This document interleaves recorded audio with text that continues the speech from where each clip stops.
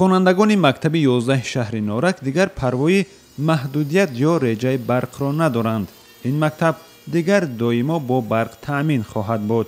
техникаҳои лозимӣ барои омӯхтани дарсҳои меҳнат аз ҷумла компютеру дастгоҳҳои харротиву дузандагиро ҳатто дар набудани барқ дар маҳал истифода мекунанд. нерӯи барқ аз дастгоҳҳои хусусии мактаб таъмин мешавад. бо дар назардошти он ки рӯзҳои офтобии Тоҷикистон зиёданд, дар ин ҷо истифодаи нерӯи хуршедӣ ё энергияи сабз тавсия мешавад.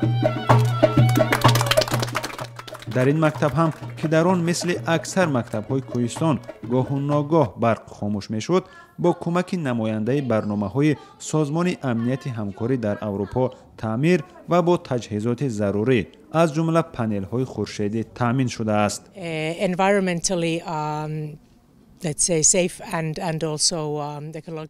ин аз нигоҳи экологӣ безарар ва ҳамеша дастрас аст. албатта ин тарҳи таҷрибавӣ буд ки мо дар ин мактаб анҷом додем. Тоҷикистон дар минтақаи хеле хуби ҷуғрофӣ қарор дорад ки метавонад дар ҳамаи минтақаҳо аз чунин дастгоҳҳо истифода барад.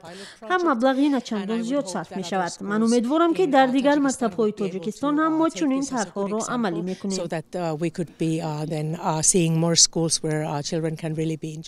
маблағгузории Созмони амнияти ҳамкорӣ дар Аврупо дар ин лоиҳа 25 000 евроро ташкил медиҳад. барои Исломиддин ки 10 сол боз дар деҳаи чортут физика дарс мегӯяд, соҳиби манбаи доимии энергияи электрикӣ шудан хабари хушест. дар симхонаҳо дар ҳамин муассисаҳо буданду таҷҳизотҳо надоштанд. аз ҳамин сабаб ин симхона ки ҳамаи таҷҳизот муассиса муҷаҳҳаз гардонид, таълиму тарбияи насли наврас бозам хубтар ва беҳтар ба роҳ монда мешавад. коршиносон бар ин назаранд ки дар Тоҷикистон истифодаи нерӯи офтоб барои истеҳсоли барқ ба таври бояд рушд накардааст. гоҳҳо дар овони зимистон дар Тоҷикистон муассисаҳои таҳсилотӣ ва тиббӣ бебарқ мемонанд ва дар кори ин идораҳо мушкил эҷод мешавад. беморон беташхис мемонанд ва синфхонаҳо берӯшноӣ.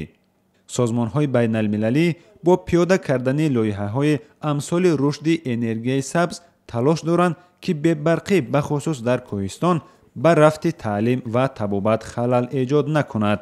шодмон Ятим, Озодӣ, шаҳри Норак.